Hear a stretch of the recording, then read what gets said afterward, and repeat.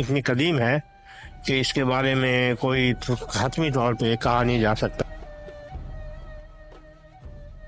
جی السلام علیکم ناظرین، WM ٹریولز پہ خوش آمدید۔ میں ہوں آپ کا ہوسٹ، آپ کا میزبان واصف اقبال۔ ناظرین، شہر اولیاء ملتان کو اولیاء کی سرزمین کہا جاتا ہے۔ اس شہر میں بہت سے ایسے تاریخی مقامات ہیں جو اپنی فن تعمیر کی وجہ سے دنیا بھر میں مشہور ہیں۔ بہت سی ایسی مسجد ہیں جو کہ اپنی خوبصورتی کی وجہ سے دنیا بھر میں مشہور ہیں۔ آج ہم موجود ہیں ملتان کی ایک ایسی مسجد میں جو کہ مشہور ہے، جہاں پہ جنات کے بچوں کو قرآن پاک کی تعلیم دی جاتی تھی۔ اسی کے ساتھ ہی یہاں پہ بہت سارے ایسے واقعات ہیں جن کے بارے میں سنا جاتا ہے کہ یہاں پہ جنات کے بچے کھیل رہے تھے اور یہاں پہ انسانی بچوں سے یہاں پہ جنات کا ایک بچہ مر گیا۔ اور مزید یہاں پہ بہت سارے واقعات ہیں اس جنوں کے متعلق، تو ہم یہاں کے جو امام صاحب ہیں ان سے جانتے ہیں کہ اس بات میں کتنی سچائی ہے۔ اور یہاں پہ خواجہ موسیٰ پاک رحمۃ اللہ علیہ کا مزار بھی موجود ہے، ان کے کیا کرامات ہے، یہاں کے جو امام میں مسجد ہیں ان سے جانتے ہیں۔ تو آئیے چل کے ان سے جانتے ہیں۔ جی اس وقت ہمارے ساتھ مسجد کے امام نگران صاحب موجود ہیں، ان سے بات کرتے ہیں۔ جی السلام علیکم۔ ہاں جی، وعلیکم السلام۔ سر کیا نام ہے آپ کا؟ عبد الباقی۔ سر اپنا تعارف بتائیے گا، آپ کا یہاں سے کتنا عرصہ آپ اس مسجد کی نگرانی کر رہے ہیں؟ میں ایک ریٹائر پروفیسر ہوں اور میرا تعلق کسی خاندان سے ہے یہ جو پیچھے دربار شریف ہے، یہ حضرت خواجہ موسیٰ پاک رحمۃ اللہ علیہ کا اسی خاندان سے میرا تعلق ہے، اور میں پھر یہیں کی پیدائش وغیرہ میری اسی علاقے کی ہے، اور یہیں میں شروع سے ہی اپنے آباء و اجداد کی زیر سایہ رہائش پذیر ہوں۔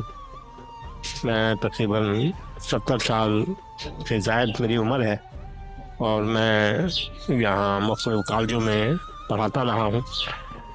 تو میرا اصل ریسرچ ورک جو ہے وہ ہسٹری ہے، اردو بھی ساتھ ساتھ، اور ہسٹری بھی ملتان کی کافی میں نے مرتب کی ہے، اور اپنے بزرگوں کے حالات بھی سارے مرتب کر چکا ہوں، اور کچھ شائع کرا چکا ہوں، کچھ اب کرانے ہیں۔ تو اس لیے یہ میں آپ کو بتانا چاہتا ہوں کہ سر یہ بتائیے گا پہلے، یہ مسجد کتنے سو سال صدیوں پرانی ہے؟ اس کی کوئی ہسٹری تاریخ نہیں ہے، یہ اتنی قدیم ہے کہ اس کے بارے میں کوئی حتمی طور پہ کہا نہیں جا سکتا کہ یہ پرانی تاریخ کو تعمیر ہوئی۔ یہ اتنا ہے کہ یہ اس دور میں تقریباً ہوئی جس دور میں حضرت بہاؤالدین ذکر ملتانی رحمۃ اللہ علیہ یہاں تشریف لائے، اور پھر آپ نے یہاں اپنا تعلیمی اور روحانی نظام قائم کیا۔ اس زمانے سے یہاں یہ سارا نظام قائم ہوا، کیونکہ یہ یہاں ایک اندر بزرگ ہیں، ان کا مزار ہے سامنے، وہ حضرت حافظ محمد عباس صاحب جو ہیں، وہ بھی اسی طرح ہے کہ وہ آپ کے ہی مریدین میں سے یا آپ کے خدمت گزاروں میں سے تھے۔ اچھا سر یہ بتائیے گا اس مسجد کی بنیاد کس نے رکھی؟ اس کا میں آپ کو بتا چکا ہوں کہ کوئی اس کا یقینی پتہ نہیں ہے کہ کس نے بنیاد رکھی، کہاں سے ہے، کب بنی، کوئی یقینی ہم اندازے لگاتے ہیں نا جی، وہ غلط ہو جاتے ہیں، اس لیے جھوٹے اندازے نہیں لگانے چاہیے ہمیشہ جو بات۔ سر ہم نے یہاں پہ واقعات سنے ہیں بہت سارے کہ بھئی یہاں پہ جنات کے بچوں کو ماضی میں قرآن پاک کی تعلیم دی جاتی تھی، اس میں کتنی سچائی ہے؟ بس ایسا ہے کہ کوئی ایسی خاص واقعات ہیں، لیکن یہ ہے کہ وہ کوئی اس میں کہا نہیں جا سکتا کہ وہ یہاں باقاعدہ تعلیم دی جاتی تھی۔ لیکن حضرت خواجہ موسیٰ پاک رحمۃ اللہ علیہ، ان کے بعد ایک بزرگ ہیں حضرت خواجہ خدا بخش رحمۃ اللہ علیہ، حضرت خواجہ نظام بخش رحمۃ اللہ علیہ، حضرت خواجہ حسین بخش رحمۃ اللہ علیہ، ان کے یہاں بہت بڑا مدرسہ تھا، تعلیمی ایک نظام تھا، یہاں بہت بڑی درسگاہ تھی، اور وہ درسگاہ ایسی تھی کہ جس میں تعلیم بھی ہوتی تھی اور تربیت بھی دی جاتی تھی۔ تو اس میں وہ بات بتاتے ہیں کہ یہاں ان میں جنات بھی بیٹھے ہوتے تھے، پڑھتے تھے، اور کئی ایسے واقعات وہ ظاہر تو نہیں کرتے تھے، لیکن کوئی ایسا خاص واقعہ ایک دو دفعہ پیش آیا کہ وہ ظاہر ہو گئے، اور انہوں نے ان تمام طلباء میں آپ نے اشارہ کیا اور بتایا بھائی تم بیٹھو میرے بات سامنے آؤ، لیکن وہ ظاہر نہ ہوئے، جس سے ان کے جو وہ جہاں دوسرے ساتھی تھے وہ خوف زدہ ہو گئے ان سے۔ تو پھر آپ نے انہوں نے کہا کہ اب تم اپنے واپس گھر چلے جاؤ، یہ بچے تم سے ڈریں گے۔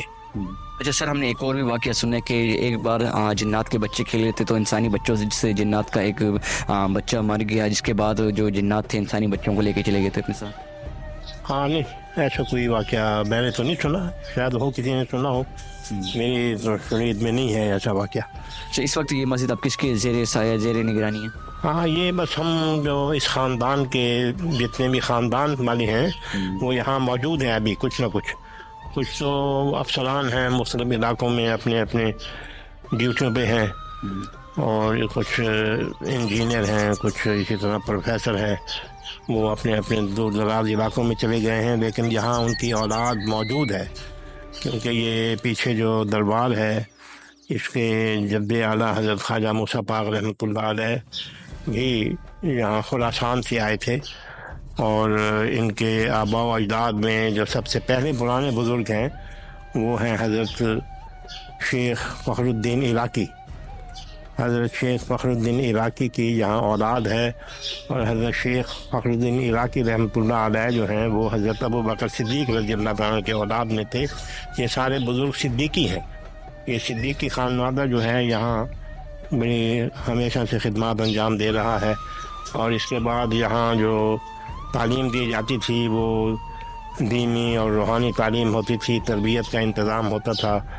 यहाँ तक कि जिस ज़माने में यहाँ नवाब मुज़फ़्फ़र ख़ान शहीद भी हमारी जो किताबों में लिखा हुआ है कि मुल्तान का नवाब मोहम्मद मुज़फ़्फ़र ख़ान शहीद भी इसी मस्जिद में तालीम हासिल करता रहा। अच्छा सर, ख्वाजा मूसा पाक रहमतुल्लाह अलैह के कोई करामात होंगे वो तो बताइएगा।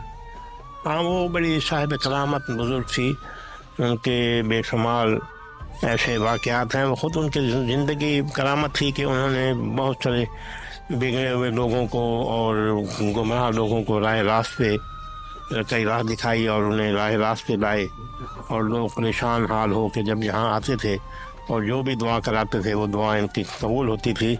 एक दफ़ा यहाँ दरियाए रावी का पानी सैलाब आ गया, पानी का बहुत ज़्यादा सैलाब की सूरत बन गई और लोग परेशान हो गए, और यहाँ अंदरूनी शहर पानी दाखिल हो गया। तो लोग जो थे वो आपके पास आए दुआ के लिए, सरकार मेहरबानी करें कोई ऐसा। तो आपने फरमाया अच्छा चलो ठीक है, पानी तो बढ़ता आ रहा है शहर की तरफ, खतरा है लोगों को, तो मुझे उसकी तरफ ले चलो। तो आप उस रवाना हुए, और वहाँ जहाँ पानी रुका हुआ था शहर के अंदर दाखिल हो गया था, वहाँ आपने मुसल्ला बिछा के कुछ नवाफिल पढ़े। बस नवाफिल पढ़ने के बाद दुआ मांगी और फरमाया कि अब ये पानी चला जाएगा। बस फिर थोड़ी देर के बाद पानी वापस चला गया और लोग महफूज हो गए और अल्लाह की मखलूक को आराम पहुंचा। जैसे ये बताइएगा, यहाँ पे जुम्मा की नमाज जो होती है, कितने शहरी यहाँ पे, कितनी की तादाद में यहाँ पे नमाज पढ़ते हैं शहरी यहाँ पे आके? हाँ, ये बहुत ज़्यादा तादाद होती है। उसकी वजह ये है कि यहाँ जो कुछ है ये देर से होती है नमाजें। जब हमारे बुज़ुर्ग जो थे पुराने, ख़ास तौर पे हज़रत ख्वाजा हुसैन बख्श रहमतुल्लाह अलैह, वो जहाँ जमात देर से कराते थे, उसकी वजह ये होती थी कि लोग जो रह जाते हैं वो यहाँ आके जमात में शामिल हो जाए। अक्सर हम देखते हैं ईद की नमाज भी यहाँ सबसे ज़्यादा मुल्तान में इसी मस्जिद में लेट पढ़ाई जाती है। हाँ, वो लेट जो होती है वो टाइम के अंदर ही होती है। ये नहीं है कि वो वक्त से यहाँ और नमाजें भी थोड़ी थोड़ी लेट होती हैं। उसका मकसद सिर्फ ये है बुज़ुर्गों का कि मखलूक को फ़ायदा पहुँचे, और जो जिनकी जमात रह गई है वो यहाँ जमात मिल जाए और यहाँ वो शामिल हों, सवाब में ज़्यादा शामिल हों। इसलिए यहाँ जुमा भी लेट होता है और ईदें भी लेट होती हैं, और दूर दराज से लोग आ रहे होते हैं। मैं कई दफ़ा यहाँ देखता हूँ, अब तो जमात मैं खुद ही कराता हूँ, और यहाँ जुमा और ईदैन वगैरह, तो कई ऐसे दोस्तों को मिलता हूँ जो ईदगाह से जब उन्हें जमात नहीं मिलती ईदगाह में तो यहाँ शामिल होते हैं और बताते हैं कि हम यहाँ शामिल हुए।